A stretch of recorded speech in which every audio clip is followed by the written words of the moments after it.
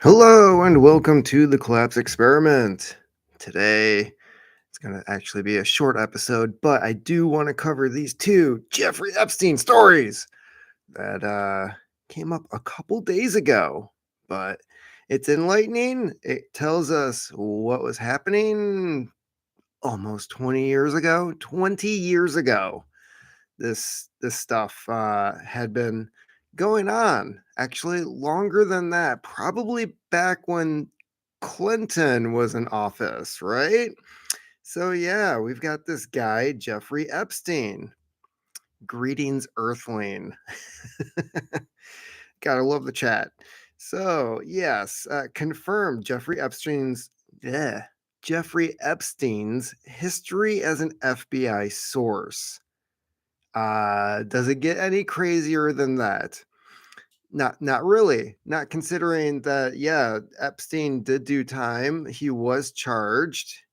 Apparently, he was an FBI informant.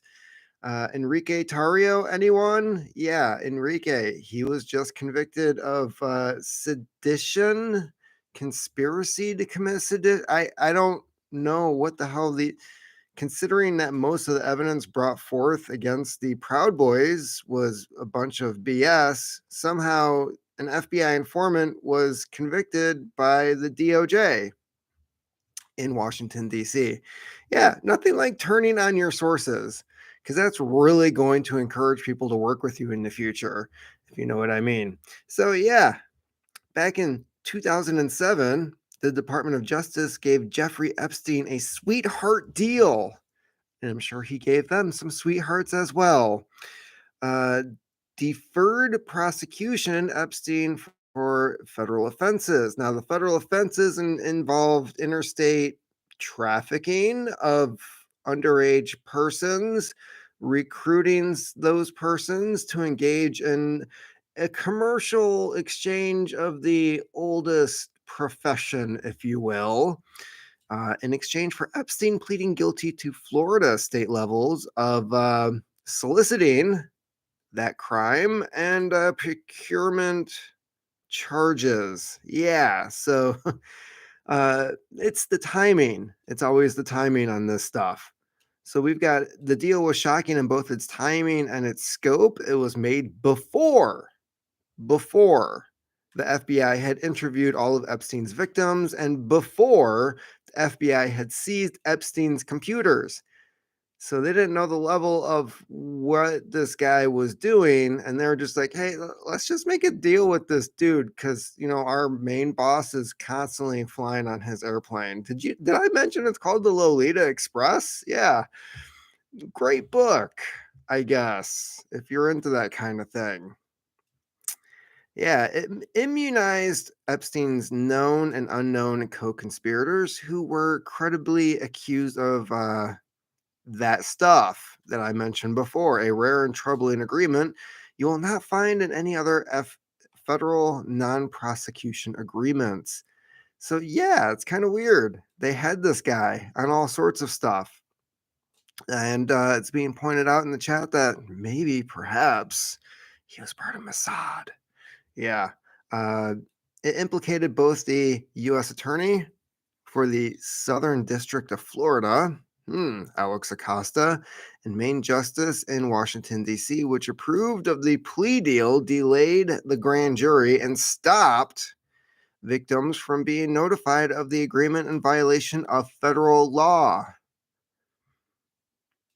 It's funny how the law really doesn't apply to people that they favor. Yeah. And after the unique and disturbing deal was reached, questions began to surface regarding Epstein's relationship with the FBI and U.S. intelligence. Let's just throw Mossad in there as well. Why not? I mean, the guy painted a temple on his private island to look like a Jewish temple, or the Israeli flag. It was the Israeli flag, I believe. These questions only became more prominent the more we learned of Epstein's shady financial dealings and of his relationships with powerful friends and associates in politics, intelligence, business, education, finance, including Yeah, President Bill Clinton, former Prime Minister of Israel, Ad Barak, former CIA director William Burns. Yeah, that name came up recently. And of course, Bill Gates, because he's an ugly dude that needs help with certain things.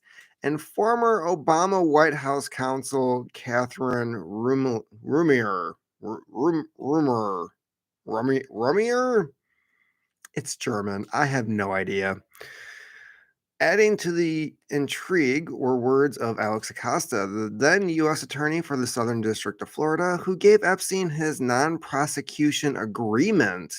According to the Daily Beast, Acosta cut the prosecution deal with one of Epstein's attorneys because he had been told to back off. Been told by who? Hmm. That Epstein was above his pay grade. I was told Epstein belonged to intelligence and to leave it alone. That's weird. These phrases keep coming up because I seem to remember Roger Moore being involved in the Oklahoma City bombing, and he was basically telling people he was untouchable as well, and no one ever did go after him, even though he supplied like blasting caps and C4 and all kinds of other crazy shit to McVeigh and Nichols. But, anyways, to get back to this story, then we discovered that in 2018, the Epstein had been informing the FBI way back in 2008 after his plea deal with the DOJ had been signed.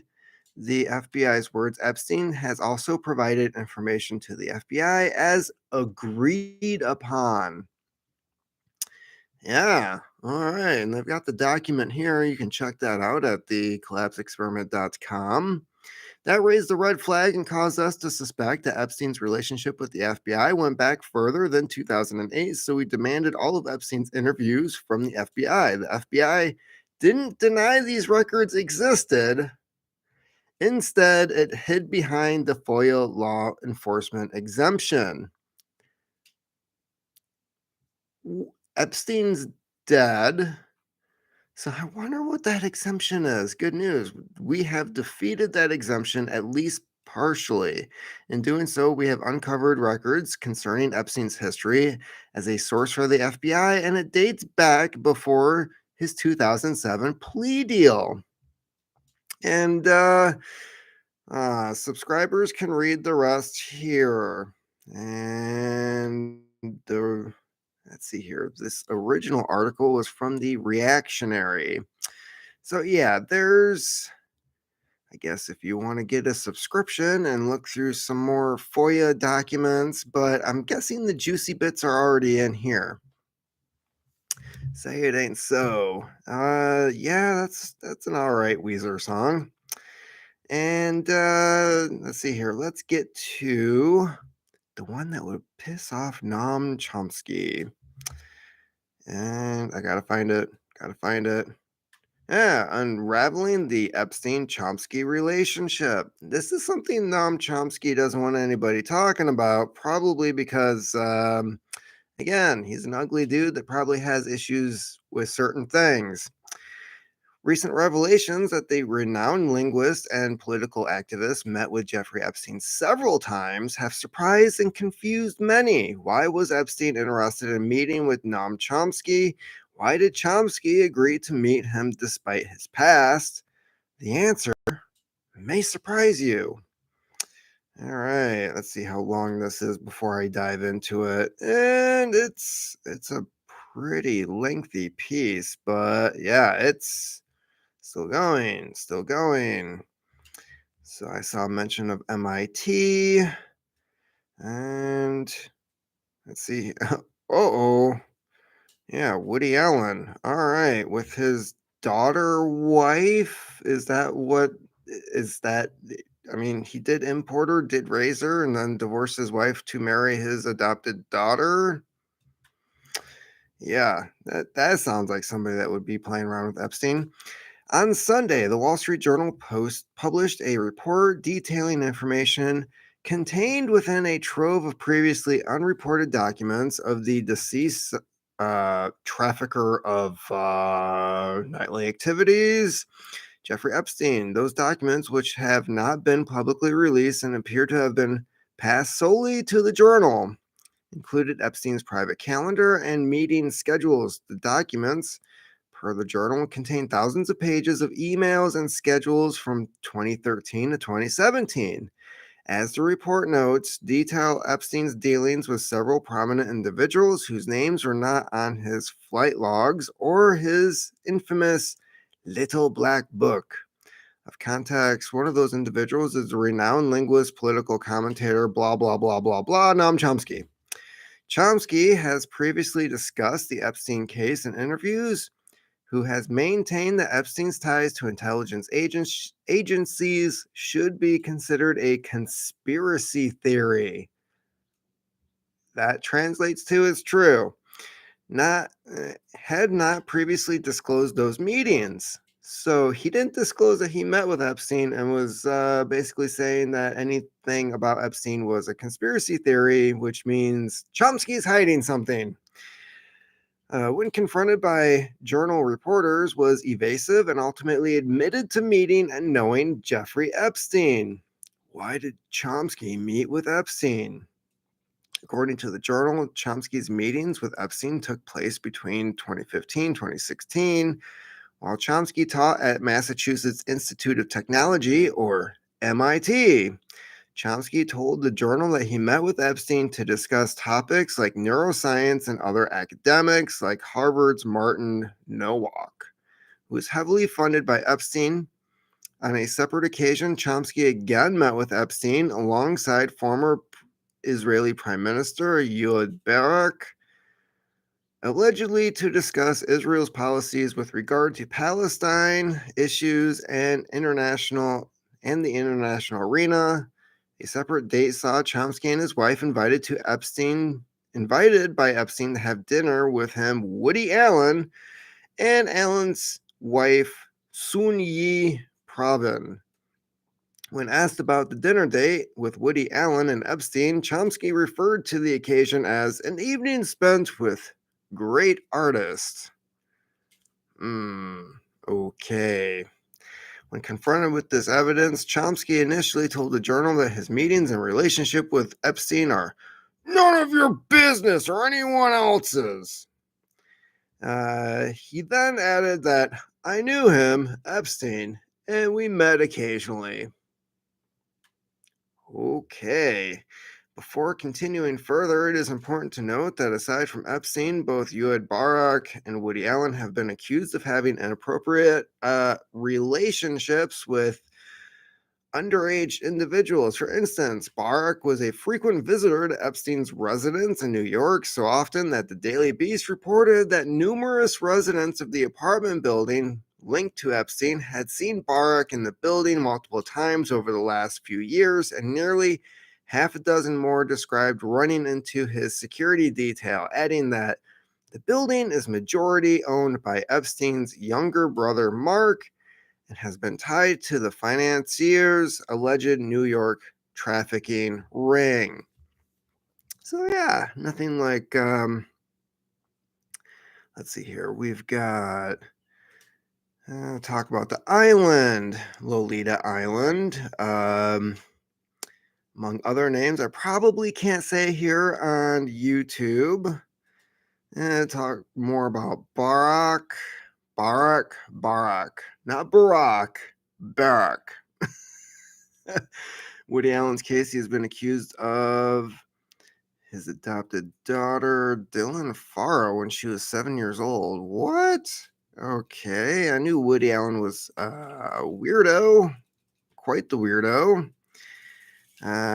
Allen subsequently, blah, blah, blah, has later married another adopted daughter. Yeah, so it goes into like the weirdness of Woody Allen here. Chomsky, Epstein, MIT. Yeah, why was Epstein so big on hanging out with a bunch of scientists? Well, let's see here. Transhumanism, blah, blah, blah. Hangout reports of noted. Okay, so it goes into their discussions on World Economic Forum type stuff. Yeah, nothing like blackmailing some scientists to do some weird, freakish stuff that they probably shouldn't be doing. The MIT AI military connection. Whoa, okay, so we're getting into some other interesting stuff. And unfortunately, I am running out of time. This article was written by Whitney Webb. I'm familiar with some of her stuff. This is through the Unlimited Hangout. So if you want to check out the rest of this article, Chomsky, not a good dude. From what I'm seeing on here, he definitely has some issues. Hanging out with the appropriate people, from what I'm gathering about him. And yeah, that is more about Epstein. I wonder if Epstein ever went to the FBI about Noam Chomsky. So who knows? Definitely not somebody that anybody should have been hanging out with. So, anyways, that is about it for me today. There's more articles out on here that you should probably check out. Was Tucker takedown a deep state hit? Well, you can find out for yourself. Discord leaks create tension, frustration between US and Ukraine.